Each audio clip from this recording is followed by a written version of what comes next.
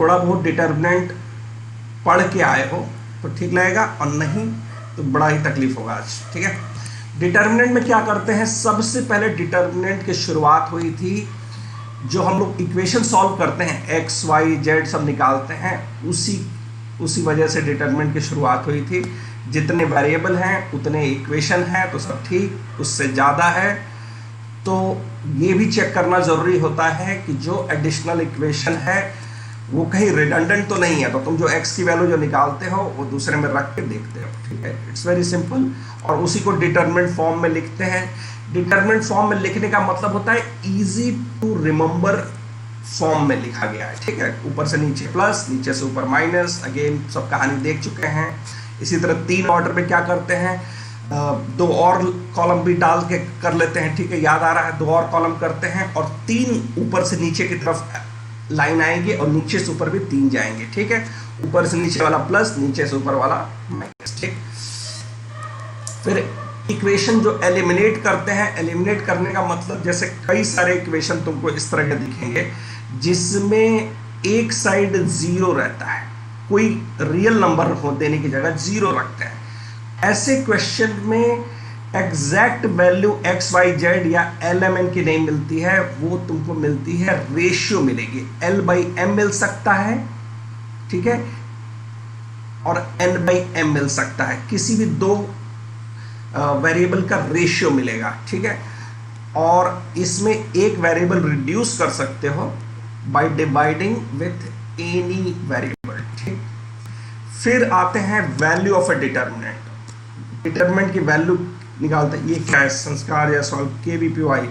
अच्छा, केवीपीवाई भाई होना चाहिए। अब भाई होना तो सब कुछ चाहिए, लेकिन कौन जानता है क्या होगा क्या नहीं होगा। इस साल के लिए जो है मुझसे कुछ मत पूछना क्या होगा क्या नहीं होगा, हम लोग करा देंगे। हम लोग भाई अपने स्टूडेंट्स को भाई पढ़ा देंगे, जो भी चाहिए होगा केवीपीवाई के लिए होगा, पढ़ा दिया जाएगा। ठीक है, एनीवे चलो डिस्ट्रैक्ट नहीं होता है, केवीपीवाई करा देंगे भाई। मैं चाहता हूँ, मैं खुद चाहता हूँ कि अभी 2 साल हुआ हम लोग कोचिंग को, और हमारे यहाँ से जितने बच्चे आए हम लोग केवीपीवाई और जेई मेन एडवांस की लाइन लगा दें इस पूरे गोरखपुर में, लेकिन समय थोड़ा खराब हो गया इस साल। Anyway, value of a determinant. Value of a determinant कैसे निकालते हैं भाई, ये निकालने के लिए जो हम लोग एक तरीका था कि पहले row, most of the time majority of the student, majority of the teachers सभी जो है ना पहले रो को पकड़ते हैं, रो उसके रो के अगेंस्ट एक्सपैंड कर देते हैं। पहला वाला प्लस रखते हैं, दूसरा माइनस, फिर प्लस। ठीक ठीक, अच्छा इसके बाद अगर तुमको ध्यान होगा, ठीक है, तो ये वाला जो पार्ट है, ये वाला पार्ट है, इसका एक नाम दिए थे माइनर, याद आ रहा है, इसका एक नाम था माइनर। ठीक, तो हम लोग क्या करते हैं प्लस माइनस करके, ये 2 तरीके हैं डिटरमिनेंट निकालने का, use any one of them. मेरा ऐसा मानना है कि दोनों को अभी मिक्स रखो, कभी एक सवाल इससे कभी एक सवाल इससे, फिर धीरे धीरे तुम्हारा इंट्यूशन काम करने लगेगा, अंदर की आवाज आने लगेगी कि ये करते हैं तो ज़्यादा सही है, वो करते हैं तो ज़्यादा सही है। ठीक है, फिर कुछ क्वेश्चन किए थे वैल्यू निकालने के लिए। ठीक है, नो पेन प्लीज रखा था, बट तुम लोग के लिए डिस्काउंट है। ठीक है, ये यूजुअली जो एक बार पढ़ चुके हैं। ठीक, माइनर को फैक्टर हम लोग देख चुके हैं। माइनर को फैक्टर में सिंपल है, इसमें से किसी का भी माइनर बोलूं, जैसे मान लेते हैं कि इसकी बात करूं। ठीक, हम लोग नोटेशन यूज करेंगे माइनर ऑफ। ठीक, अगर मैं लिखता हूं 3rd रो, ठीक, मैं लिखता हूं अगर 3rd रो और 3rd ये, ठीक, 3 कर दो, इसका मतलब कि मैं माइनर पूछ रहा हूं 3rd रो और 3rd कॉलम के एलिमेंट का। तो तुम क्या करोगे, उस पूरे कॉलम को पूरा कट कर दोगे, बोलोगे जो तीसरा कॉलम तीसरा रो के सारे एलिमेंट्स को काट दोगे, जो बच जाएगा, बच गया कौन भैया, यही 4 लोग बच गए हैं, इन चारों को डिटरमिनेंट फॉर्म में लिख दोगे। ठीक, और डिटरमिनेंट जो है इसकी वैल्यू तुमको पता ही है, ये क्रॉस मल्टीप्लाई करोगे A1 को B2 से और A2 को B1 से, ठीक है। ये तुम्हारा माइनर है। और अगर मैं बोलूं को फैक्टर, अगर पूछूं को फैक्टर में प्लस माइनस साइन का ध्यान रखोगे, -1 इसका पावर कर दोगे रो प्लस कॉलम, ठीक। धीरे धीरे ये चीजें ना तो मन में करना चालू करोगे। अभी प्रैक्टिस के लिए भले करते रहो, लेकिन बाद में तुम्हारे दिमाग में होना चाहिए कि अच्छा -1 का पावर इवन, इसका मतलब ये तो डायरेक्टली जो है माइनर के बराबर है, ठीक है। ये तुमको माइनर को फैक्टर की बहुत अच्छी प्रैक्टिस करनी पड़ेगी। कॉन्सेप्चुअली बहुत सिंपल है। बोर्ड में एक एक दो दो नंबर के क्वेश्चन आते हैं, ठीक है। अच्छा, अब तो पिछले साल या इस साल से पैटर्न थोड़ा चेंज हो गया है। 1 नंबर के क्वेश्चन ऑब्जेक्टिव हो गए हैं, ठीक है। तो अगर तुमको माइनर को फैक्टर निकालने का पूछेगा भी तो कम से कम 5-6 माइनर को फैक्टर निकलवाएगा 2 नंबर के क्वेश्चन होंगे तो, ठीक है। फिर माइनर को फैक्टर हम लोग निकाले थे पिछले क्लास में, ठीक है। हर एक एलिमेंट का माइनर को फैक्टर निकालोगे, माइनर जैसा है वैसे ही रहेगा। को फैक्टर में प्लस माइनस डिपेंडिंग ऑन कि कौन सा रो कौन सा कॉलम है, ठीक। फिर जब एक्सपेंशन जब करते हैं तो और भी कुछ बातें सीख लेते हैं। किसी भी रो और किसी भी कॉलम से तुम एक्सपेंड कर सकते हो, ठीक है। जैसे मान लो कि अगर तुम तीसरा वाला रो पकड़ते हो तो तीसरा वाला रो हर एलिमेंट को उसके कोफैक्टर से मल्टीप्लाई कर रहा है, ठीक। करस्पॉन्डिंग, ठीक है। तो तुमको क्या लिखना है, एलिमेंट मल्टीप्लाइड बाई करस्पॉन्डिंग, ध्यान रखना जो है उसी का करस्पॉन्डिंग कोफैक्टर, ठीक है। करस्पॉन्डिंग कोफैक्टर, अगर करस्पॉन्डिंग कोफैक्टर से मल्टीप्लाई करोगे तो इसकी जो वैल्यू है वो डिटर्मिनेंट की वैल्यू के बराबर ही आएगी, ठीक। जिस भी रो जिस भी कॉलम से एक्सपैंड करना चाहता हो कर सकते हो, ठीक। और दूसरी चीज कि अगर थोड़ा सा अगर आई साइट में प्रॉब्लम हुआ, नजरों का फेर हुआ और जिस रो का लेना था उस रो की जगह एक ऊपर वाला रो ले लिए, एक नीचे वाला रो ले लिए, मतलब करस्पॉन्डिंग को फैक्टर लेने की जगह कुछ और एक ऊपर या एक नीचे वाला रो ले लिए तो ये 0 हो जाएगा, ठीक है। वेरी इंपॉर्टेंट, ठीक है। जेई के नजरिए से बहुत इंपॉर्टेंट है, ठीक है। इस पे कुछ ना कुछ आएगा जरूर टेस्ट में, ठीक है। अच्छा, टेस्ट से बोलते बोलते मुझे ध्यान आया, हम लोग एक टेस्ट लेने वाले हैं, ऑनलाइन टेस्ट आप लोग का होगा, ठीक है। कोशिश कर रहे हैं कि इस मंडे शायद टेस्ट लेंगे, ठीक है। और तो बताएंगे, ठीक है। पढ़ते रहना सब कुछ। ऑब्वियसली ऑनलाइन होगा तो भाई सारी जैसे कोचिंग में हम लोग तो भाई थोड़ा बहुत इन्विजिलेशन करते हैं, फिर भी कुछ लोग नकल मार लेते हैं। घर पे पूरी आज़ादी है, तुम्हारी ईमानदारी के ऊपर छोड़ दे रहे हैं भाई, ठीक है। तुम लोग को जैसे करना है कर लेना, ठीक है।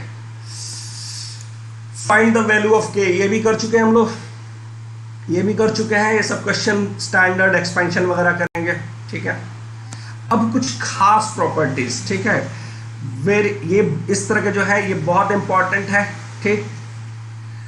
बोर्ड के लिए तो मतलब बेहद ही इंपॉर्टेंट है, बोर्ड के लिए इंपॉर्टेंट है, इनफैक्ट जेई के लिए भी इंपॉर्टेंट है। ऐसा नहीं है जेई के लिए, लेकिन बोर्ड के लिए तो बहुत ही इंपॉर्टेंट है। इन सब प्रॉपर्टीज पे खूब बड़े बड़े 4-6 नंबर के क्वेश्चन पूछे जाते हैं। मस्त आसान होता है, ठीक है।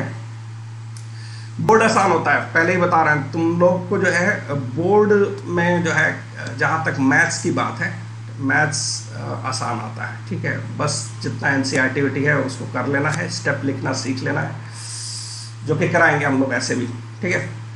बोर्ड के नज़रिए से और जेईई मेन दोनों। तो फिलहाल क्या करना है भाई, डिटरमिनेंट की वैल्यू सारे रोज, ठीक है। ये एक तरह से रिपीट कर रहे हैं।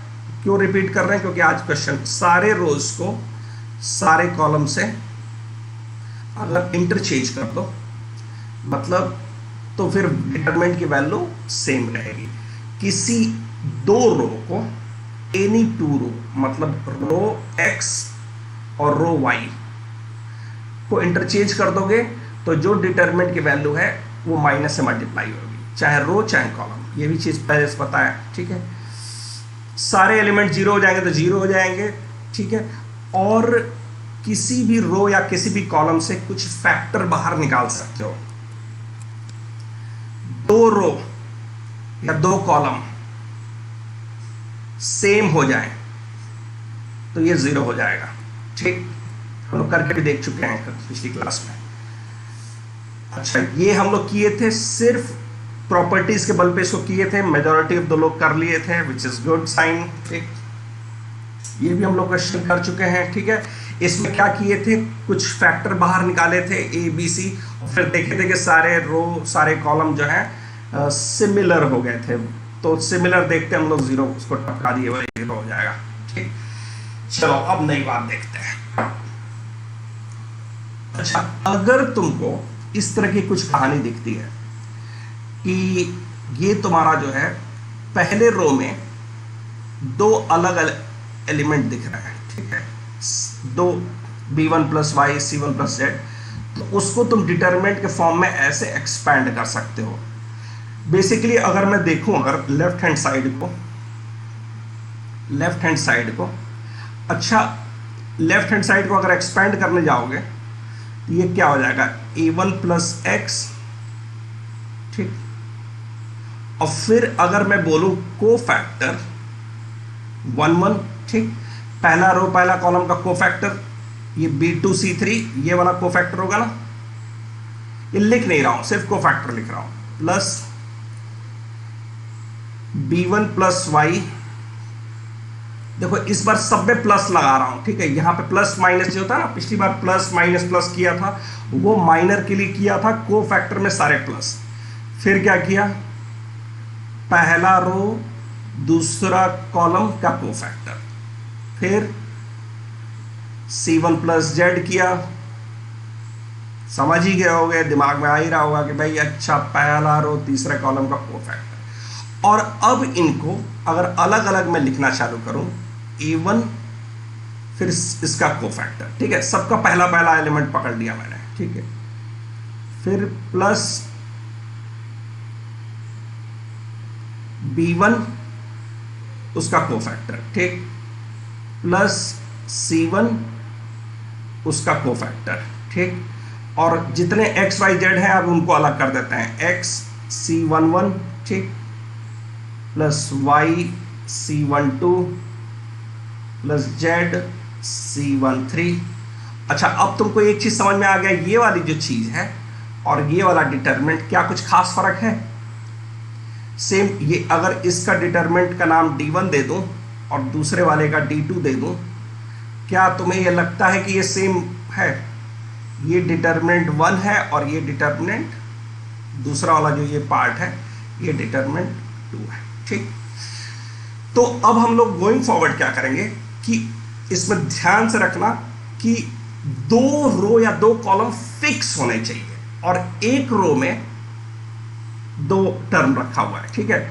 मतलब कि अगर सेम क्वेश्चन में, ठीक है, अब मैं इसको पूरा चेंज करने वाला हूं, सेम क्वेश्चन में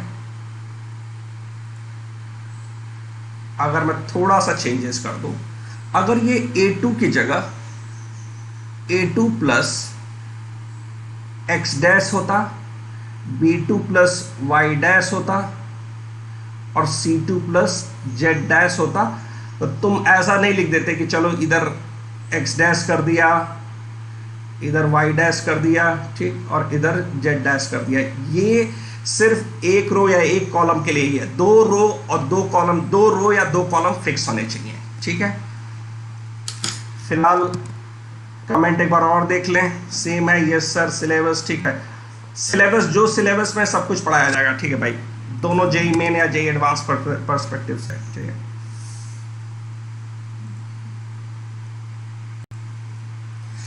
अच्छा, तो इसका मतलब अब देखो, पहली वाली चीज अगर दिमाग में बैठ गई है तो हम दूसरी चीज वाली चीज बैठाने की कोशिश करेंगे, और पहली नहीं बैठी है तो फिर दूसरी भी नहीं बैठेगी, ठीक है। अच्छा जी, अब क्या कर रहे हैं कि दो रो A B C, A1 B1 C1, ये दो रो जो है फिक्स्ड है, मतलब इन दोनों का जो है हिसाब किताब फिक्स है, जो है वही रहेगा। और पहला वाला जो रो है एक तरह से उसको वेरिएबल कर दिए हैं, एक फंक्शन जैसा बना दिए हैं, ठीक। और मैंने अगर ये सिग्मा लगा दिया, मतलब इसका मतलब क्या हो गया कि जो सिग्मा में क्या किया, आर की वैल्यू 1 से लेके n तक, मतलब कि पहला वाला जो है एक बार आर की वैल्यू 1 रखेंगे, ठीक, फिर दोनों जो रो है जैसे है वैसे हैं, ए बी सी,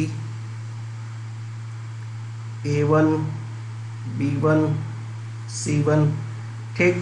फिर क्या करेंगे, फिर R की वैल्यू 2 रखेंगे, F2 हो जाएगा, ये G2 हो जाएगा, ठीक, ये H2 हो जाएगा, और ये दोनों तो फिक्स हैं भाई, हर बार वही रहेगा, A B C, A1 B1 C1, ऐसे करके R की वैल्यू 3 रखेंगे, 4 रखेंगे, करते करते करते करते कहाँ तक जाएंगे, n तक जाएंगे। n क्योंकि कोई एक नेचुरल नंबर है, यूजुअली 2 या 2 से ज़्यादा रहेगा, ठीक है, n तक जाएंगे,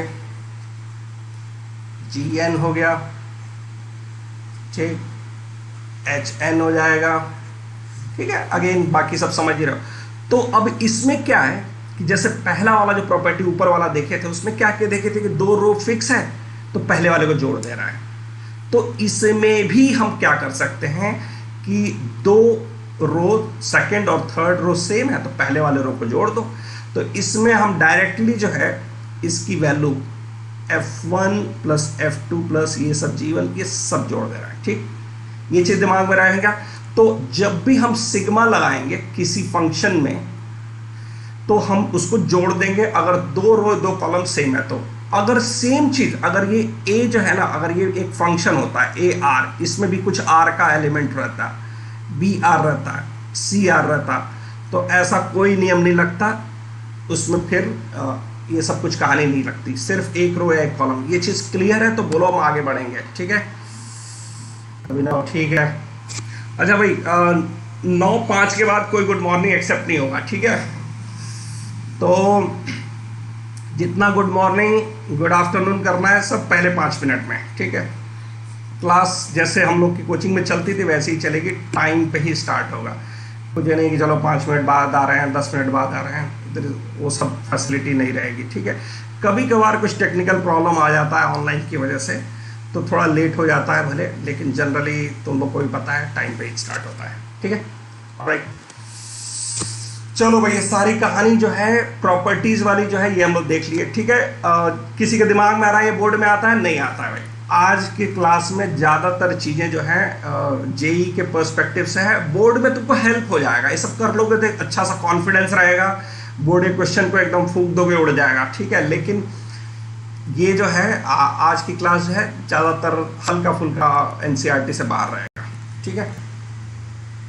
चलो भाई, सीक्वेंस सीरीज जो है अगर भूल गए हो तो आपकी कोई मदद नहीं कर सकते हम लोग। सीक्वेंस सीरीज जो है, खैर भूल कैसे जाओगे, सीक्वेंस और सीरीज का थोड़ा सा यूज होगा, ठीक है।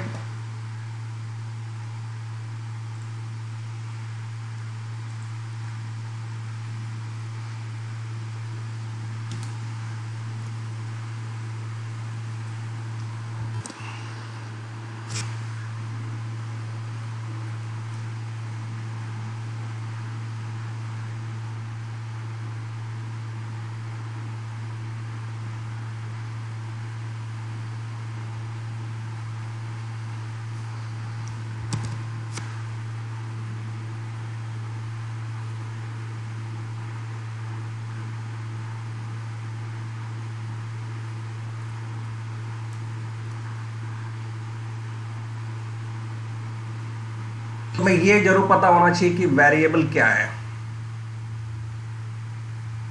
वेरिएबल सिर्फ और सिर्फ आर है, और कांस्टेंट क्या है जो गिवन है वो है एन। एन नहीं बदलेगा, आर बदलेगा, ठीक है। बहुत ही अच्छा क्वेश्चन है, ये जेई मेन में कई बार आ चुका है, थोड़ा पसंदीदा टाइप का क्वेश्चन है कॉम्पिटिटिव एग्जाम के लिए, थोड़ा सा कई बार आ चुका है ये।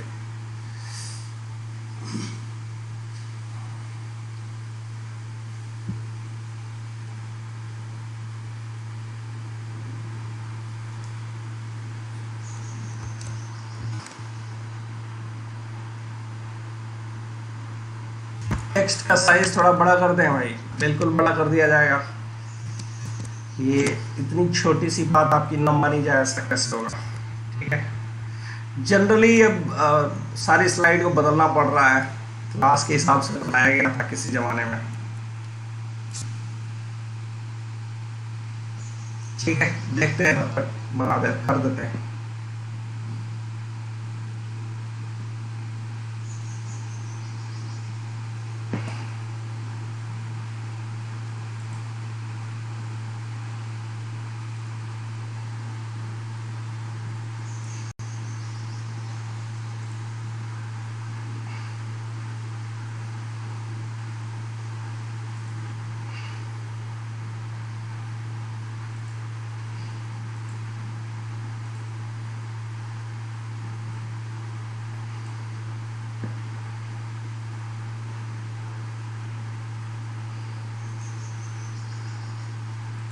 अपना काम करते रहो, थोड़ा बड़ा कर दिया है मैंने।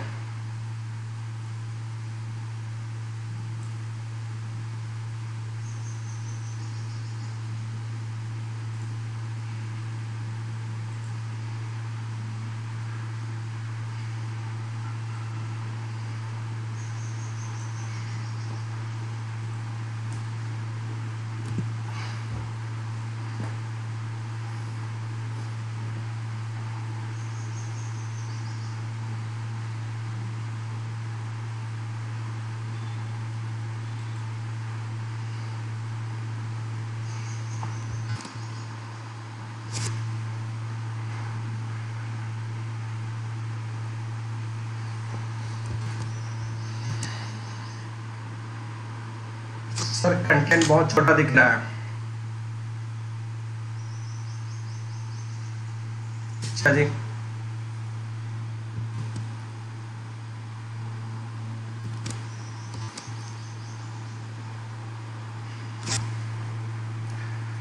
अगर सभी के साथ सेम प्रॉब्लम है, कंटेंट छोटा दिख रहा है, तो इसको बड़ा कर देंगे। थोड़ा बहुत अभी कर देंगे, थोड़ा बहुत अगली क्लास में कर देंगे। ठीक है, और चलो देखते हैं। फिलहाल इस क्वेश्चन को देखा जाए। एक चीज तो समझ में आ गया है कि इसमें जो है सेकंड रो और थर्ड रो में जो है सब n के टर्म्स में है, ये दोनों कांस्टेंट है। पहला वाला जो रो है वो जुड़ जाएगा। ठीक, मतलब कि पहले वाले रो में जब तुम जोड़ने जाओगे तो ये सिग्मा आर हो जाएगा, राइट। इधर सिग्मा लगाओगे तो ये सिग्मा आर क्यूब और सिग्मा 2। सिग्मा आर का एक तरह से फॉर्मूला है, एक, ठीक है, 0 से लेके n तक। अगर सिग्मा आर क्या है, बेसिकली एक बार ऐसे लिख देते हैं, 0 से स्टार्ट हो रहा है और n तक जा रहा है। ठीक, 0 1 2। ठीक, तो पहला वाला ये बन जाएगा n इंटू n+1/2। ठीक, सिग्मा आर क्यूब जो है, जो दूसरा वाला ये वाला पार्ट हो गया, ये तुम्हारा 0 का क्यूब प्लस 1 का क्यूब, ऐसे करते करते तुम्हारा n तक क्यूब होगा। ठीक, अगेन ये सीक्वेंस सीरीज का फॉर्मूला है, n+1/2 और इसका होल स्क्वायर। ठीक, अभी तक कोई सरप्राइज नहीं है, जो है वो सब सही है। सिग्मा 2 को तुमको जोड़ना है, आर है नहीं इसमें, तो 2 + 2 और ये 2, ये कितनी बार जोड़ना है। ठीक, मेरे कुछ क्लास में कुछ लोग क्या बोलते हैं, इसको 2n लिखते हैं, गलत है। ये तुम्हारा 0 से शुरुआत हुआ, 0 1 और n तक जा रहा है, मतलब n से 1 ज्यादा है। गिनती जब 0 से शुरुआत करते हो तो 1 ज्यादा तक जाओगे। ठीक, 2 n+1, 2 को तुम n+1 टाइम्स जोड़ दोगे तो 2n+1। इसके बाद जो है n है, n³ है, 2n है। और तुम अगर ध्यान से देखोगे तो जब तीसरा रो जब लिखना चालू करोगे, चाहे पहले ही देख लिए होगे, वो पहले वाले के हिसाब के बराबर हो जाएगा। पहला रो और तीसरा रो में कुछ भी फर्क नजर नहीं आएगा तुमको, ठीक। और ये तुम पहले से जानते हो भाई कि 2 रो जो हैं, रो 1 रो 2 के रो 3 के बराबर हो गया, तो तुम सीधे सीधे इस डिटरमिनेंट की वैल्यू क्या लिखोगे? 0, ठीक है। 0 सही आंसर है, बिल्कुल सही आंसर है, ठीक है।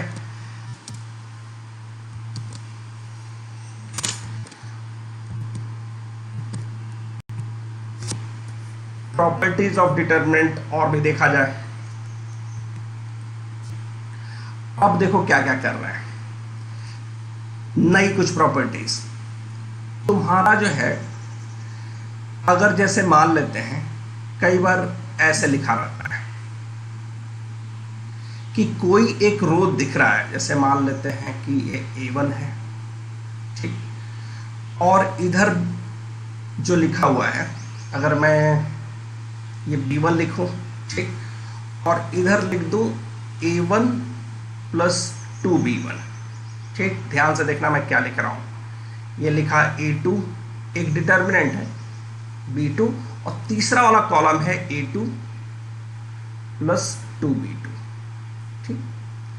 फिर एक तीसरा कॉलम A3 पकड़ा, B3, और पैटर्न समझ में आ ही रहा है, ये लिख रहा है A3 + 2B3, ठीक। इस तरह के केसेस में जब तुमको लगे कि किसी 2 कॉलम से मैं तीसरे कॉलम में पहुंच सकता हूं, मैं उन दोनों कॉलम में किसी में कुछ मल्टीप्लाई करके, किसी में कुछ सब्ट्रैक्ट करके मैं वो तीसरा कॉलम अचीव कर सकता हूं, या इनफैक्ट एनी कॉलम बाकी 2 कॉलम से तुम अचीव कर सको, या कोई 2 रो को बाकी 2 कॉलम से अचीव कर सको, तो ऐसे केस में थोड़ा बेनिफिशियल होता है कि मैं इस तरह की चीजें करूं।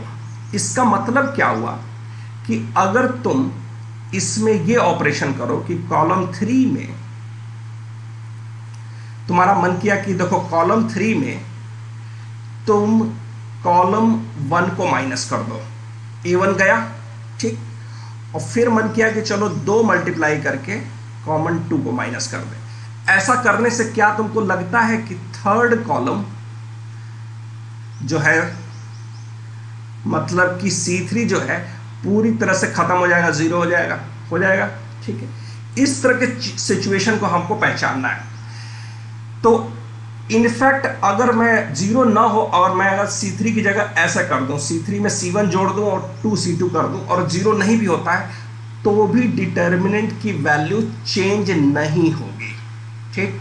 तो तुमको क्या कर सकते हो कि किसी भी रो या किसी भी कॉलम में Ci बाकी दोनों कॉलम में जो मन करे मल्टीप्लाई करो, ठीक, और फिर पहले कॉलम में जोड़ दो, ठीक। इसका मतलब अगर तुमने कॉलम 1 में, ठीक, कॉलम 1 में कॉलम 2 जोड़ दिया, कोई डिटरमिनेंट की वैल्यू चेंज नहीं होगी। कॉलम 1 में कॉलम 2 माइनस कर दिया, कोई डिटरमिनेंट की वैल्यू चेंज नहीं होगी। कॉलम 1 में तुमने 2 मल्टीप्लाई करके कॉलम 2 चेंज कर दिया, कुछ भी बदलेगा नहीं। उसमें मन किया चलो कॉलम 3 जोड़ देते हैं, तो भी कोई फर्क नहीं पड़ेगा। कॉलम 1 में 2 माइनस C2 कर दिया और कॉलम 3 को 100 से मल्टीप्लाई करके जोड़ दिया, ठीक। डिटरमिनेंट की वैल्यू पे कोई चेंज नहीं होगा, ठीक। सेम चीज रो के लिए भी कर दोगे। वेरी इंपॉर्टेंट प्रॉपर्टी है, ठीक है। इसका यूज हम लोग बोर्ड के जो क्वेश्चंस आते हैं उसमें भी करेंगे, और अभी आज भी कुछ क्वेश्चंस में करेंगे, ठीक है। अच्छा जी, नेक्स्ट प्रॉपर्टी क्या है? मतलब कि ये जो ऊपर जो डिटरमिनेंट जो दिख रहा है, अब उसमें देखो क्या किया गया है। जब तुम लिखोगे, स्टेप लिखना बहुत जरूरी है, ठीक है। जब तुम स्टेप लिखोगे, ऑब्वियसली सब्जेक्टिव क्वेश्चंस के लिए, एनसीईआरटी के लिए, तो तुमको ये लिखना बहुत जरूरी होगा जो तुम काम कर रहे हो यहाँ पर, उसको इधर राइट हैंड साइड में ब्रैकेट में जरूर एक्सप्लेन कर देना कि तुमने रो वन में क्या जोड़ा है, alpha into R two. Row one में, ठीक, रो वन में ये जो रो वन है उसमें तुमने क्या जोड़ा है, alpha into row two. Row one में alpha into row two, row one में अल्फा इंटू रो टू। तुम्हें फिर क्या करो कि एक साथ तुम दो ऑपरेशन भी लिख सकते हो, ठीक। इसने क्या किया है, दो ऑपरेशन किया है। रो वन में अल्फा इंटू रो टू जोड़ दिया और रो थ्री में ये, ठीक। बट ये बहुत ध्यान से देखना, ये भले एक बार में लिखा हुआ था क्या हुआ, बट स्टिल ये स्टेप 1 है और ये स्टेप 2 है, ठीक। मतलब कि इसने बस अपनी मेहनत बचाई है, दो बार लिखा नहीं है, ठीक है। लेकिन ये सीक्वेंशियल स्टेप है, एक साथ दोनों नहीं हो रहा है। पहला स्टेप 1 हो रहा है, स्टेप 2 हो रहा है, कॉमा करके डाल दिया है। ऐसा तुम कर सकते हो, बिल्कुल कर सकते हो। अगर ऑब्वियसली टाइम सेव करने के लिए ये सब काम कर सकते हो, ठीक है। लेकिन गलती से भी 3 स्टेप एक साथ मत करना, 3 स्टेप्स ये नहीं करना। खासकर अब तुम्हारा मन हो कि रो 1 में ये काम किया, रो 3 अब उसी तरह रो 2 में भी कुछ कर दें, मत करना, क्योंकि यहां पर अब कंफ्यूजन हो जाएगा तुमको, ठीक। क्योंकि तुमने रो 1 में किया, रो 3 में किया और रो 2 में करने जाओगे तब तक रो 1 और रो 3 बदल चुका है, तो चांसेस है कि तुम गलती कर दोगे, ठीक। और कई बार गलती हो भी जाएगी, ठीक है। तो 2 स्टेप एक साथ परफेक्टली फाइन, 3 स्टेप अवॉइड करना है, ठीक, क्योंकि वो वहां पर चीजें थोड़ी रिस्की हो जाएंगी। अच्छा, अगेन ये अब एक और इंपॉर्टेंट चीज आ रहा है मार्केट में। इस बार देखो क्या किया मैंने, रो 1 में खुद कुछ मल्टीप्लाई कर दिया x। ये इससे ऐसा करने से डिटर्मिनेंट की वैल्यू, ठीक है, नोट्स बनाते रहना भाई, ये सब डिटर्मिनेंट की वैल्यू ऐसा करने से चेंज हो जाएगी। अब वो सेम नहीं रहेगा। कितना चेंज हो जाएगा, अब बेसिकली इसका मतलब क्या हुआ कि तुम रो 1 पे कुछ काम करने जा रहे हो और तुम रो 1 में ही मल्टीप्लाई कर दिए x, रो 1 में ही मल्टीप्लाई कर दिए, तो पहले ही तो मल्टीप्लाई कर दिए, तो इसका मतलब तो अब रो 1 में जब x मल्टीप्लाई कर दिए तो तुमको याद होगा ना कि x तुम बाहर कर दोगे और फिर से जैसा था वैसा बन जाएगा, a1 b1 c1, ठीक। तो ऐसे केस में डिटर्मिनेंट की वैल्यू, जो नई वाली डिटर्मिनेंट की वैल्यू अगर टी डैश बोल दो तो वो x इंटू ओरिजिनल डिटर्मिनेंट की वैल्यू हो जाएगी, ठीक। तो क्या फर्क है भाई, अब तुमको लग रहा है अरे वही काम तो कर रहे थे, बिल्कुल काम वही नहीं है, फर्क है भाई। फर्क क्या है कि तुम पहले जिस कॉलम पे जो ऑपरेशन चल रहा है उस कॉलम के साथ कुछ भी नहीं मल्टीप्लाइड है, रो आई में कुछ भी नहीं मल्टीप्लाइड है। लेकिन यहां पर क्या है, जिस कॉलम के साथ ऑपरेशन हो रहा है उसी कॉलम में कुछ मल्टीप्लाई कर दोगे तो डिटर्मिनेंट की वैल्यू उतने टाइम्स हो जाएगी, ठीक है, ठीक है ना। अब कुछ इस पे बेसिक कॉन्सेप्चुअल टेस्टिंग करने वाला हूं मैं, ठीक है, सब इरेज कर रहा हूं, कॉन्सेप्चुअल टेस्टिंग होगा। अब मैं बहुत सारी चीजें लिखने वाला हूं, तुम ये बताओगे कि किसमें डिटर्मिनेंट की वैल्यू चेंज होगी और किसमें नहीं चेंज होगी। कई सारा ऑपरेशन कर रहे हैं, 3 4 5। पहले में क्या किया, कॉलम 1 को कॉलम 2 से बदल दिया, ठीक। दूसरे में क्या किया, कॉलम 2 में 3 कॉलम 1 प्लस कॉलम 2 कर दिया, ठीक। रो 3 तो बस ये लिखना कि किस में बदल रहा है वैल्यू और किस में नहीं बदल रहा है। रो 3 को 2 into rho 3 plus R1 plus R2, ठीक। रो 1 में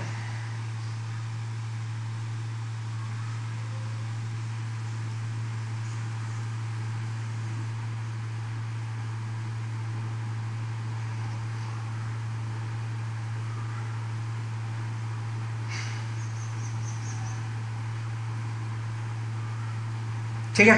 अब ये बताओ कि किस में डिटरमिनेंट की वैल्यू बदलेगी, 1 2 3 4 5 में जिसमें जिसमें डिटरमिनेंट की वैल्यू बदल जाएगी वो लिख के बताओगे कमेंट में। 1 नहीं होगा, 2 नहीं होगा, ठीक, 1 नहीं होगा, 2 नहीं होगा। आओ देखते हैं भाई। अब देखो इसमें जो है, अगर मैं अब ये लिखने वाला हूं कि डिटरमिनेंट की वैल्यू अगर ओरिजिनली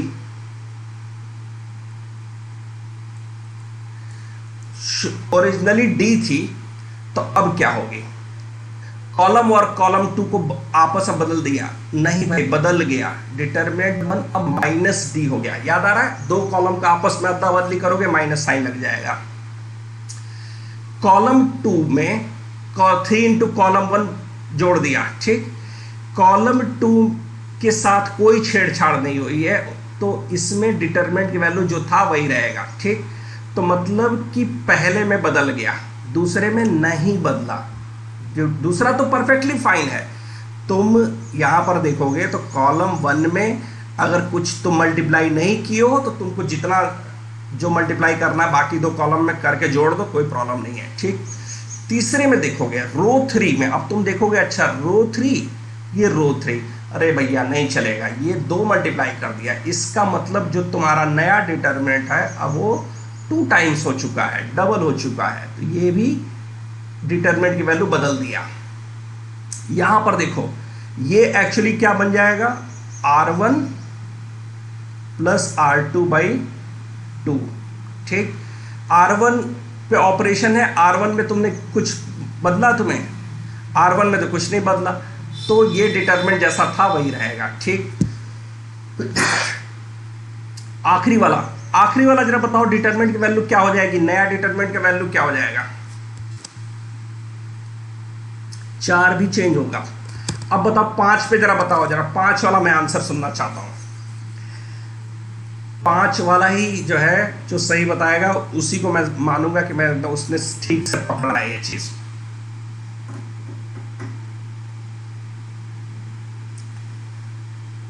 अभी तक तो एकदम सही जा रहे हो तुम लोग, लगभग मोटा मोटी सब सही है, ठीक है। थोड़ी बहुत गलतियां माफ कर दी जाएंगी। 2 टाइम्स हो जाएगा, 2 टाइम्स हो जाएगा, -2 टाइम्स नहीं भैया। रो 1 को तुमने क्या किया, रो 1 को तुमने इंटरचेंज किया 2R2 से, ठीक।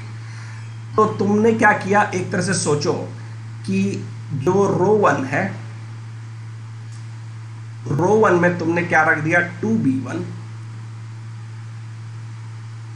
2B2 2B3 और फिर ये है E1 A2 A3 C1 C2 C3, और अगर इस 2 को अगर बाहर कर दोगे तो ये तुम्हारा क्या हो जाएगा, -D हो जाएगा, ठीक है। तो -2D क्वेश्चनों का सही आंसर है, ठीक है, ठीक है भाई। तो अब तुमको ये समझना है देखो कि डिटरमिनेंट की वैल्यू बदलेगी, और बदलेगी तो कितना बदलेगी, ठीक है। ऑपरेशंस का ध्यान रखना, और ऑपरेशन कब करना है, कैसे करना है, वो हम लोग धीरे धीरे क्वेश्चन लगाते लगाते सीख जाएंगे, ठीक। ये आ गया तुम्हारा भाई बोर्ड के हिसाब से 6 नंबर का क्वेश्चन, और जेईई मेन के हिसाब से सिंगल क्वेश्चन है ऑब्जेक्टिव वाला, ठीक है। सारी प्रॉपर्टी लगा दो भाई, ठीक है। ऑब्वियसली 2 मिनट वेट कर लेते हैं, ऑल्दो मुझे ऐसा लगता है कि शुरुआत के 1-2 क्वेश्चन मुझे कराने पड़ेंगे। तो तुमको ये वाला क्वेश्चन जो है फिर भी 1 मिनट देते हैं, 1 मिनट तो दे ही सकते हैं भाई। 1 मिनट देखो और कुछ देखो, अंदाजा लग रहा है कि नहीं लग रहा है, तुमको किस रो में क्या ऐड करोगे तो तुमको A+B+C मिलता जाएगा, ठीक है। प्रॉपर्टी लगाओगे, ये नहीं कि चलो बैल जैसा सब मल्टीप्लाई कर देते हैं और सब जोड़ जाड़ के बता देंगे कि हाँ भैया सेम आ गया। ऐसा करने पे बोर्ड में कोई नंबर नहीं मिलेगा, क्योंकि वहां पर एक और लाइन लिखा रहता है यूजिंग प्रॉपर्टीज, ठीक है, यूजिंग प्रॉपर्टीज। ठीक है, वो तुमको कहीं ना कहीं लिख देंगे, प्रॉपर्टी बिना यूज किए नहीं करना है। ठीक है, चलो देखते हैं क्या कर रहा हूं।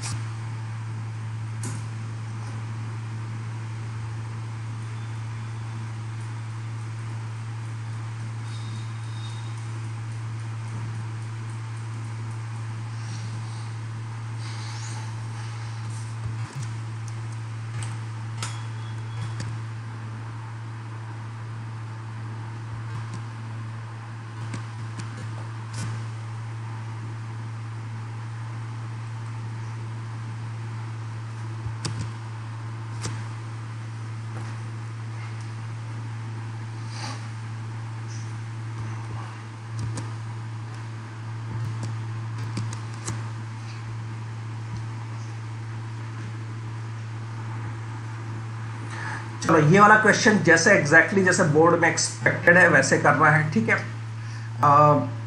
चांसेज ये है कि डिटरमिनेंट में, चूंकि डिटरमिनेंट बनाते बनाते ही मेरा 1/4 स्क्रीन खत्म हो जाएगा, तो तुम लोग भी जब इसको बुक अपने नोटबुक पर जब सॉल्व करोगे तो डिटरमिनेंट या क्वेश्चन 2-3 पेज में चले जाते हैं। ठीक है, मेनली बिकॉज डिटरमिनेंट बनाने में ही बहुत स्पेस चला जाता है। ठीक है, ऑल द क्वेश्चन ईजी रहते हैं। तो अब मैं स्टार्ट कर रहा हूँ। हो सकता है कि मुझे एक बार में ये स्क्रीन में हो भी ना पाए, तो मैं इसको इरेज करके दोबारा करूँगा। लेफ्ट हैंड साइड से स्टार्ट करोगे।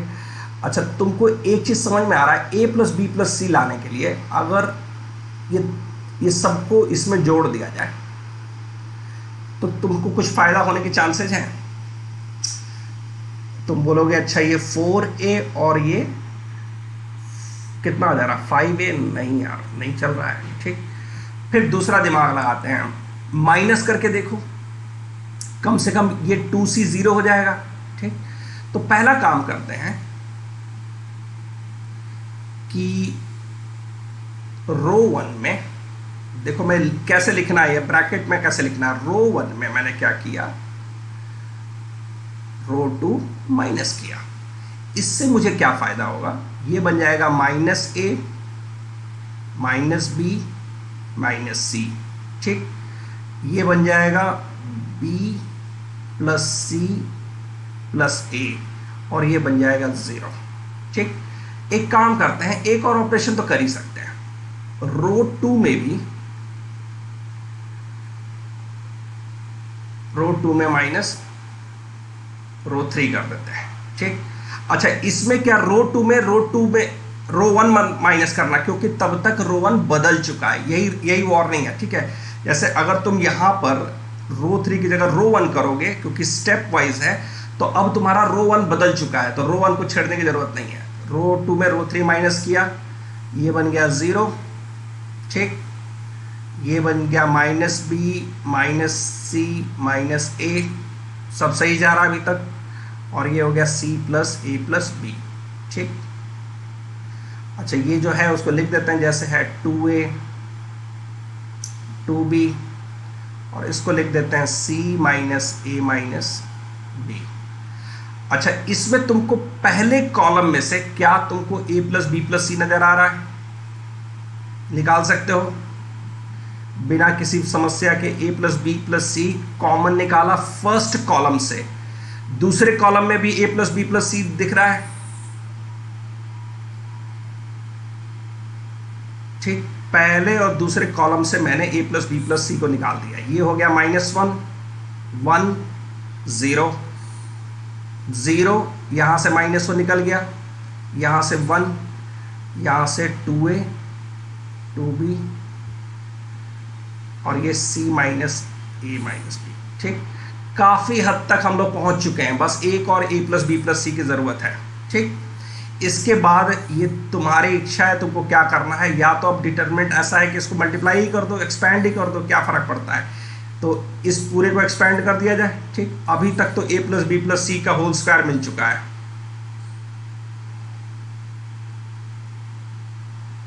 और इसको जब एक्सपैंड करने जाएंगे, चलो पहले रो के अगेंस्ट ही कर देते हैं। ठीक, -1 है, फिर ये माइनस से मल्टीप्लाई किया तो ये हो जाएगा माइनस सी प्लस ए प्लस बी। ठीक, सीधे कोफैक्टर निकाल रहे हैं, माइनस 2b। ठीक, ठीक है ना। और फिर जीरो वाला है तो फिर लास्ट में क्या किया,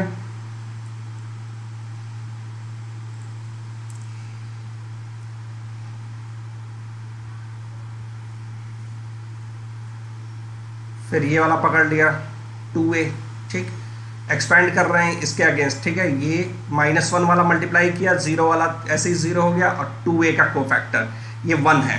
ठीक, ये तुमको समझ में आ रहा है क्या आ रहा है, 2a माइनस a। ठीक, ये बन जाएगा ये जो पूरा का पूरा जो है a plus b plus c आ गया। ठीक है, इसके बाद तो तुम लोग समझ में आ ही रहा है क्या करोगे। ठीक है, ये सारे क्वेश्चन जो है एक बार फिर से देख लेना घर पे, अगर तुमको अभी नहीं हुआ है तो। ठीक है, ठीक है, -2। ठीक है, ठीक है, फाइन। तो तुमको ये स्टेप कैसे लिखना है ये भी समझ में आया, और कैसे क्या करना है ये भी। ठीक है, अब थोड़ा एक और क्वेश्चन देंगे, इसी टाइप का क्वेश्चन होगा। तुमको ये देखना है कि तुमको लाना क्या है, और वो कैसे फैक्टर कॉमन मिलेगा, कि इसमें से क्या रो में से क्या माइनस कर दें, क्या जोड़ दें कि वो मिल जाए। ठीक है, चलो भाई, इस बार थोड़ा सा और मेहनत कराऊंगा। ठीक, लग जाओ भाई काम पे।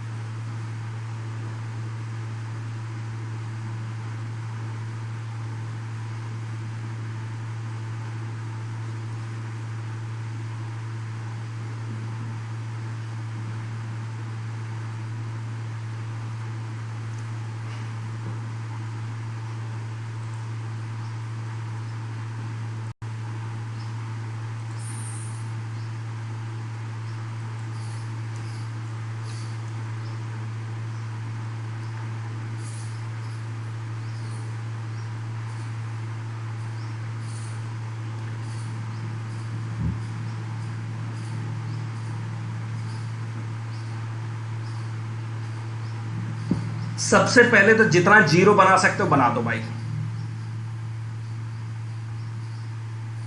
जीरो बनता है तो जीरो बना दो, जो भी मन करे करो। ठीक है,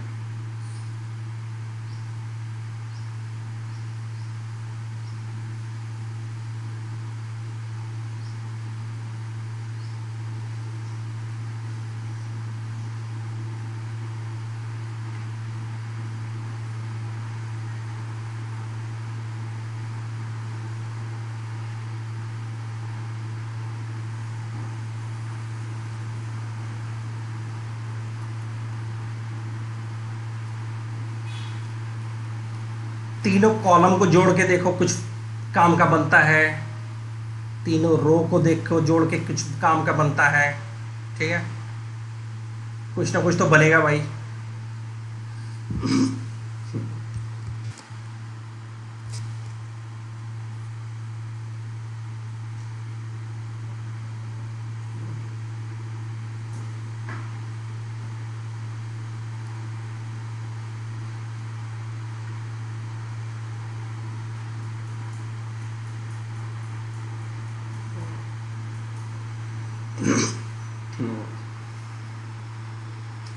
रोज रो चेंज करके वैल्यू बदलना समझ नहीं आ रहा। ठीक, अच्छी चीज है, बता देंगे भाई।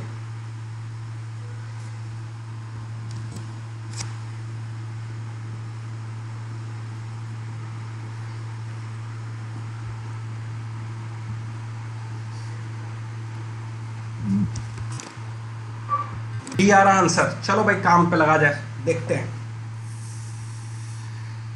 तो एक चीज मैंने ऑब्जर्व किया कि तीनों कॉलम को अगर जोड़ दिया जाए तो a plus b plus c common मिल जा रहा है। ठीक है, बेसिकली ऑप्शन से भी एक तरह से मुझे काइंड ऑफ अंदाजा लग रहा है कि a प्लस बी प्लस सी लाने की कोशिश करनी है। तुम ऐसा देखो कि पहले तीनों कॉलम अगर जोड़ दिया गया, ठीक है, मैं ये वाला ऑपरेशन करना चाह रहा हूँ। ठीक है, हालांकि तीनों रो जोड़ने पर भी कुछ बनना चाहिए, देखते हैं। नहीं, तीनों रो नहीं जोड़ने पर कुछ हो रहा है। ठीक है, चलो तो डिटरमिनेंट की वैल्यू क्या हो जाएगी भाई? तीनों कॉलम जोड़ दिया तो a और b कैंसिल हो जा रहा है और n एक तरह से बाहर आ गया और ये बन गया a plus b plus c. ठीक, मैंने कौन सा काम किया है? कॉलम वन में कॉलम 2 और कॉलम 3 को जोड़ दिया गया। ठीक, अच्छा जी, फिर क्या किया मैंने? ये इसमें जोड़ा तो n इंटू सी, फिर c एक और बन रहा है एन सी और प्लस सी। ये पूरा लिख के देखना पड़ेगा। ये हो गया एन सी माइनस सी पहला कॉलम, दूसरा कॉलम है b plus C plus N A और तीसरा कॉलम है n into B minus B. अच्छा जी, ये c इसके साथ भिड़ गया और ये b इसके साथ भिड़ गया। ठीक है, चलो वही बन रहा है n इंटू ए प्लस बी प्लस सी। ठीक, अच्छा भाई, इन तीनों को जोड़ दिया गया, लगभग मुझे देख के वही लग रहा है, माइनस सी के साथ कैंसिल हो गया। ठीक है, ये भी तुम्हारा n इंटू ए प्लस बी प्लस सी बन गया। ठीक है, अच्छा जी, अब मैंने क्या किया? ये जैसा है वैसे ही रहने देते हैं। ठीक है, n माइनस 1a लिख देते हैं फिलहाल जैसा है, b plus C plus N A. थोड़ा जल्दी लिख रहे हैं, थोड़ा तेज लिखने की कोशिश करते हैं, ऑल्दो राइटिंग पैड मेरा जल्दी जल्दी लिखने पे धोखा दे देता है, फिर भी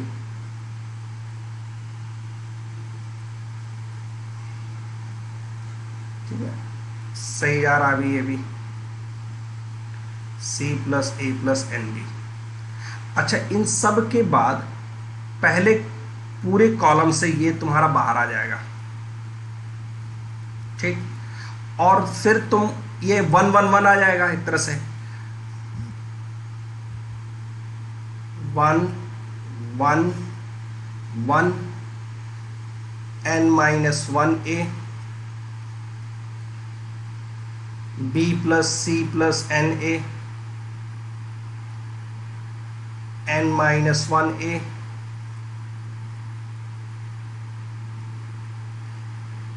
n माइनस 1b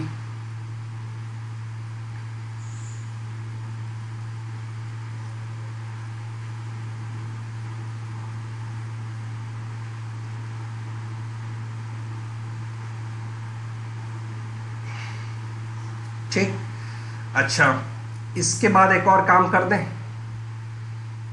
मैं क्या करना चाह रहा हूं? रो 1 में रो 2 माइनस करूंगा।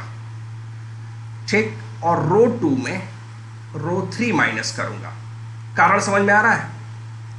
मुझे चाहिए बढ़िया सा 1 1 1 दिख रहा है। ठीक, मैं इनको आपस में माइनस करके ऐसे ही 0 बना लूंगा। ठीक, तो देखो क्या बन जाएगा। ये बन गया 0, जो कि मैं चाहता था।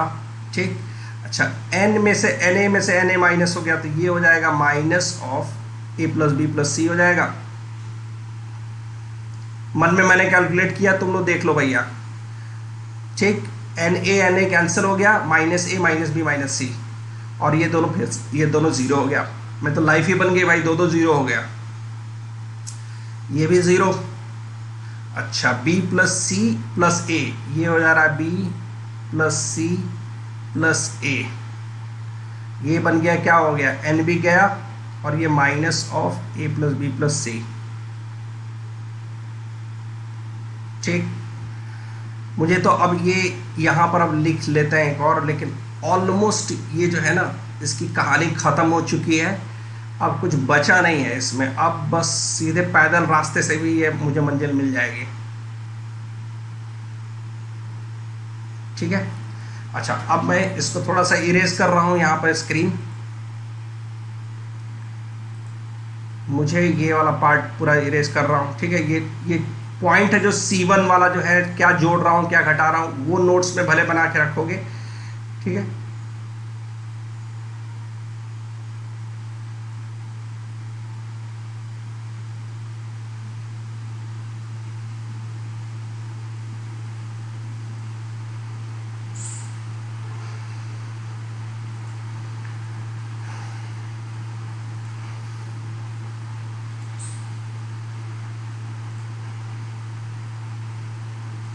ठीक, अच्छा जी, तुम्हारा जो है a प्लस बी प्लस सी दो और कॉलम से बाहर निकलने वाला है, दो और रो से बाहर निकलने वाला है।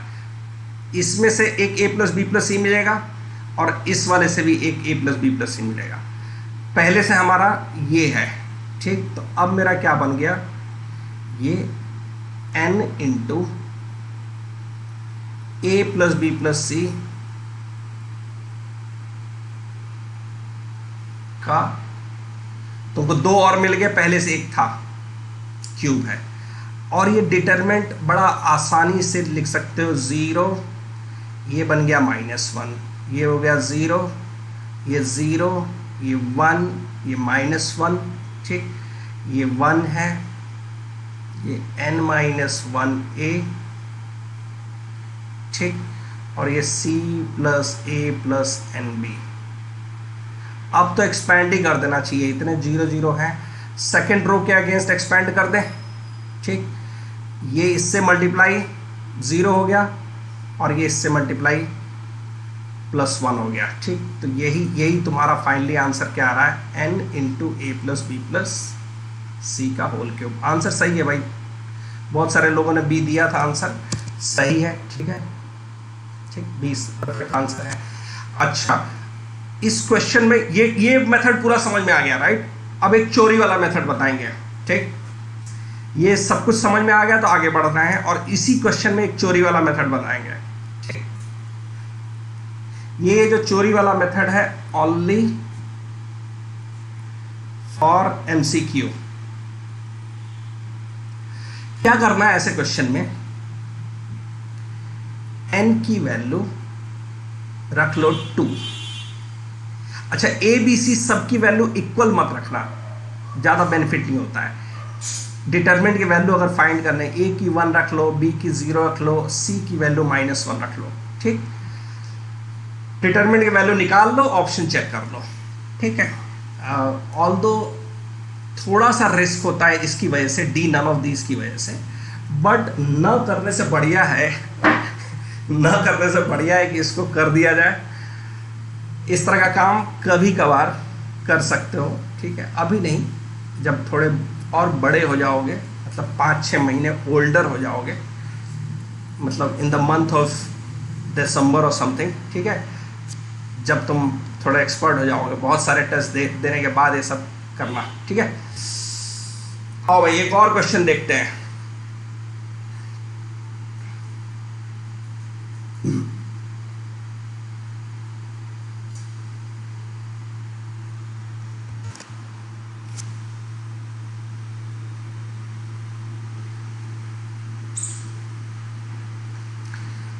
In the main time Saif, जो रूल बताया गया है कि रो चेंज करने पे प्लस हो रहा है या माइनस हो रहा है, उसको समझ लो।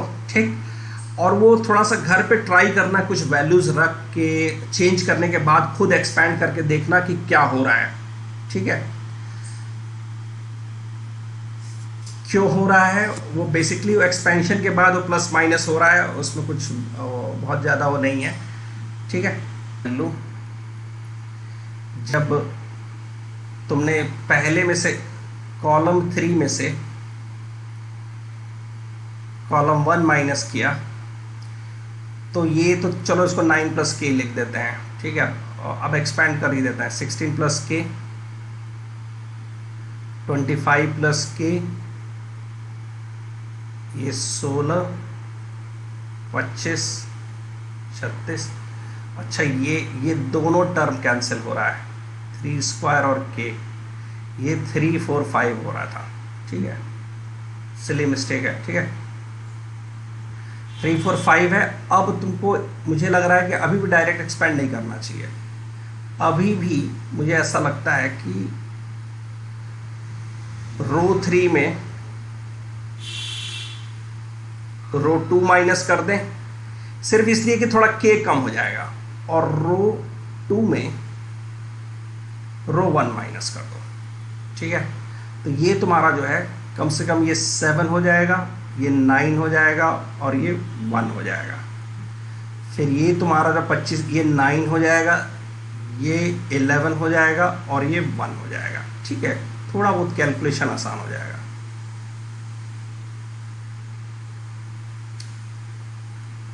ठीक है। 16 और ये 3, ठीक है ना। अच्छा जी, फिर उसके बाद हम क्या करेंगे, अब इसको एक्सपेंड ही कर दिया जाए, 9 प्लस के, ठीक। फर्स्ट रो में एक्सपेंड कर रहे हैं, 9 माइनस 11 ये -2 हो गया, फिर -16 कर देते हैं, 7 माइनस -2 हो गया, ठीक, और प्लस 3, 77 माइनस 81 ये -4 हो जाएगा, -18 -2 के प्लस 32 -12। अच्छा जी, ये 2 - 2 के हो रहा है, ठीक है। ऑब्वियसली इसको 0 करने पर के की वैल्यू 1 आएगी, ठीक है, ठीक है।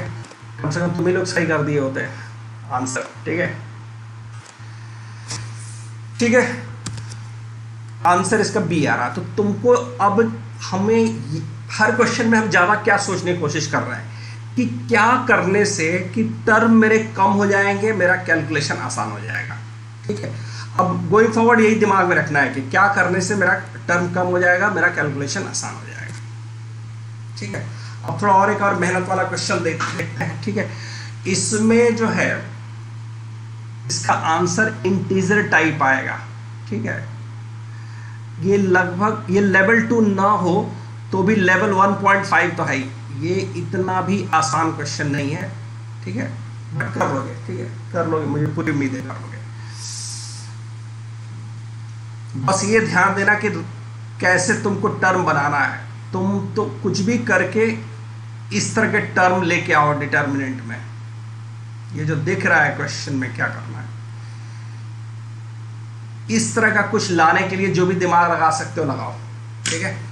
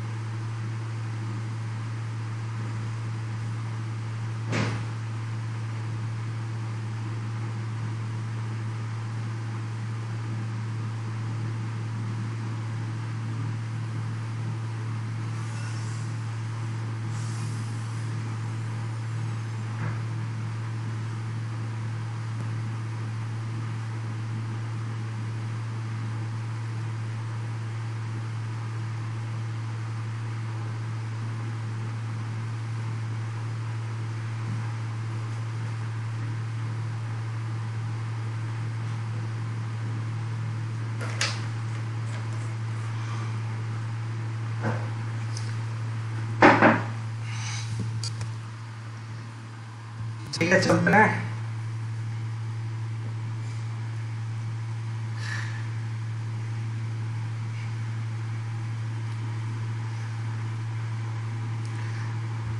क्वेश्चन में ही हिंट है भाई साहब, आप लोगों को जब तक p माइनस a एक साथ नहीं लाओगे, q माइनस b एक साथ नहीं लाओगे, r माइनस c एक साथ नहीं लाओगे, बड़ा मुश्किल होगा इसको कर पाना। हिंट दे दिया मैंने, hint number 1।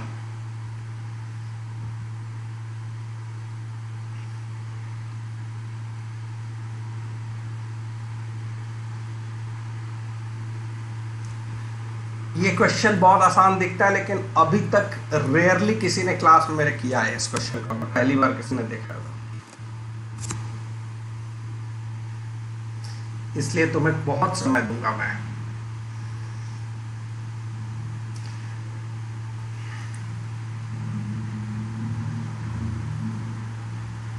p minus a, q minus B और r माइनस सी को एक साथ लाने के लिए तुमको इस डिटर्मिनेंट में क्या करना पड़ेगा?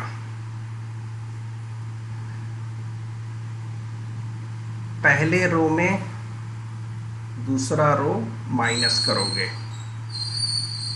p माइनस ए साथ में आ गया, b माइनस क्यू भी साथ में आ गया, उसको ये सब b माइनस क्यू भी साथ में आ गया और ये 0 हो गया। ठीक, रो 2 में क्या करोगे?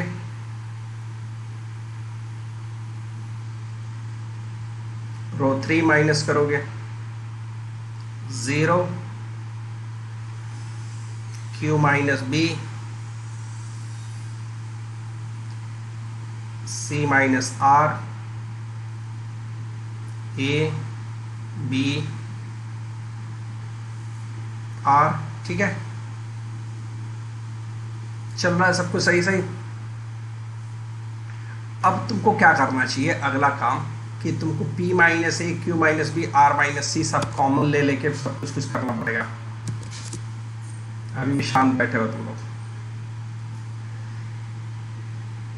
पहले से अगर p माइनस ए बाहर निकाल दो, ठीक, q माइनस बी भी बाहर निकाल दो, ठीक, मतलब कि यह p माइनस ए एक एक करके करते हैं, नहीं तो थोड़ा मुश्किल हो जाएगा समझना। p माइनस ए पहले बाहर निकालते हैं फर्स्ट कॉलम से, फर्स्ट कॉलम से बाहर निकालोगे तो ये 1 बन जाएगा, ये 0 है और ये बन जाएगा a बाई, दूसरे कॉलम से क्या निकालना चाहिए? q माइनस बी बाहर निकालना चाहिए। q माइनस बी अगर बाहर निकालोगे तो ये हो जाएगा -1, ठीक, ये हो जाएगा 1 और ये हो जाएगा b divided by q minus B. Almost पहुंचा दिया हूं मंजिल पे। c माइनस आर या r माइनस सी बाहर निकालते हैं थर्ड वाले कॉलम से, 0 -1 और r बाई r माइनस सी। चलो भाई, अब इतना कर दिया, अब आगे बढ़ जाओ तुम लोग। ये इसकी वैल्यू जो है 0 है और तुमको पहले ही बोल दिया है कि a p के बराबर नहीं है, ये इसका मतलब इनमें से कोई भी 0 नहीं होने वाला है। ठीक, अगर होगा तो यही 0 होगा। एक्सपैंड करके बढ़ो आगे, फिर देखते हैं।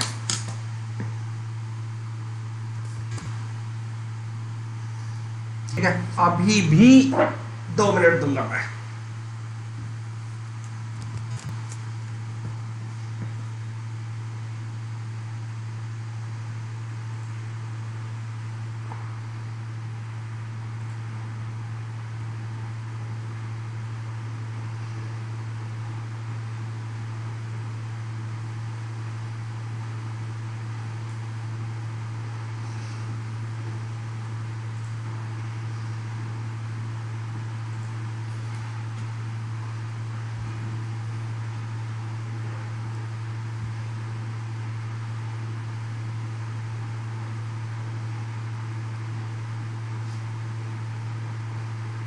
एक्सपैंड कर देते हैं, r बाई r माइनस सी,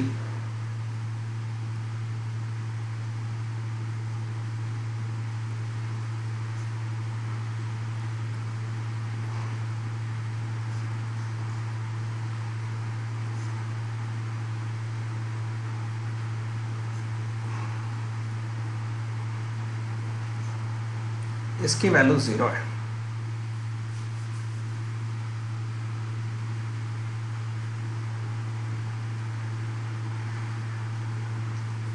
ये आ रहा है 0 भाई, रहो भाई, बहुत बहुत सही, जा एकदम सही क्वेश्चन है। अब तुमको एक तरह से यहां तक आ रहा है कि नहीं, जितना लिखा है वहां तक आ रहा है कि नहीं, उसके बाद एक और हिंट दूंगा और तुम लोग शायद कर लोगे। यहां तक आ रहा है तो कुछ रेस्पॉन्ड करो कि जितना लिखा है उतना।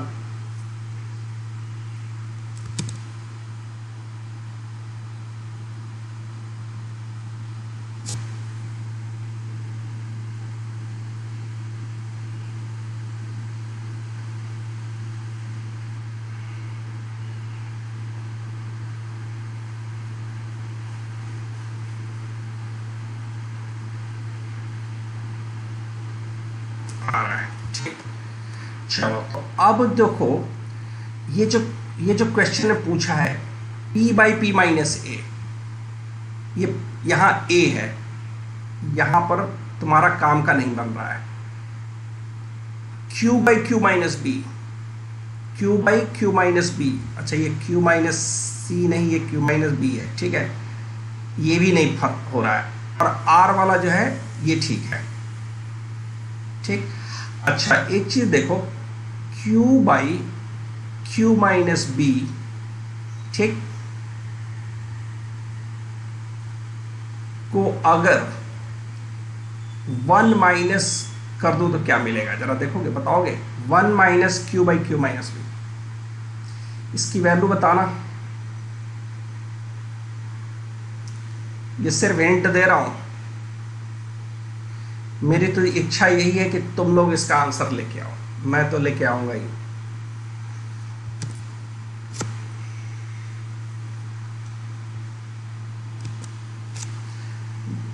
देखो तुमको जो है 1 माइनस क्यू माइनस, ये जो वैल्यू है इसकी वैल्यू निकालोगे तो क्या सभी का ये आ रहा है, ये हो जाएगा q minus B minus Q, ठीक, q minus B minus Q divided by q minus B, ये आ रहा है minus B by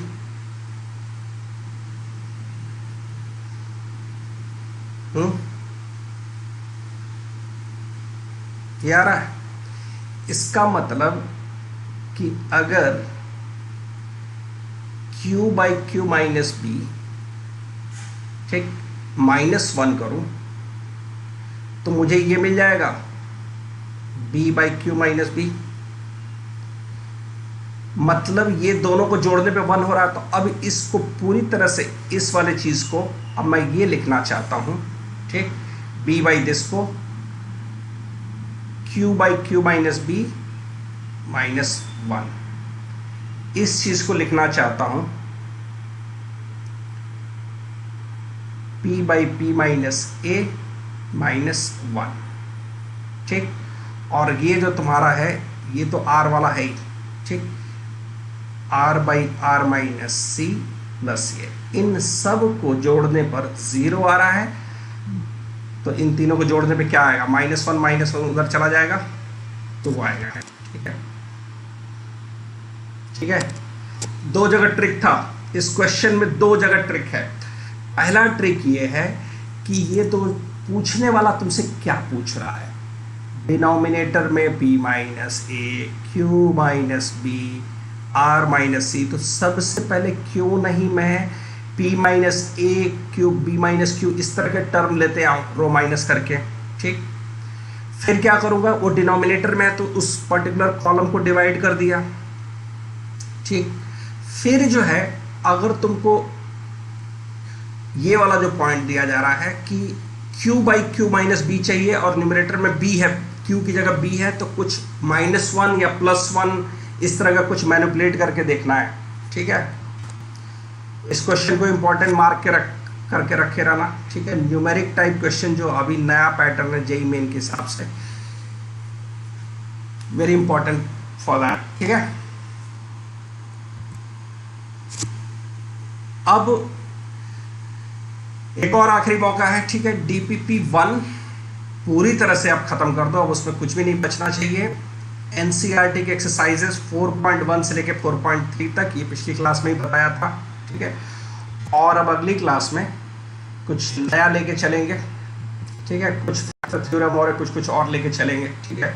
I think इसको सोचा था आज क्लास में करने को, लेकिन नहीं कर पाएंगे, ठीक है। थोड़ा सा टफ क्वेश्चंस हो रहा है, थोड़ा टाइम लगेगा, ठीक है। आई थिंक 2-3 और क्लासेस लगेंगे, 2 और क्लास लगेंगे, ठीक है। ये डीपीपी 1 एक्सरसाइज 4.1 4.3, ठीक है। इन सबको अच्छे से कर लेना। और कैसे भेजोगे मुझे पता नहीं, एनसीईआरटी के जो एक्सरसाइजेज जो हैं इसको कर लेना, ठीक है। नहीं दिया है, ठीक है। इसमें एनसीईआरटी के तो एक्सरसाइजेस कर लोगे, और डीपीपी 1 थोड़ा इजी है, डीपीपी 2 भी थोड़ा बहुत हाथ पैर मार सकते हो, ठीक है। और कुछ होगा तो एप्लीकेशन जो है ऐप, उस पर पूछ लेना, ठीक है। आज के लिए इतना ही। और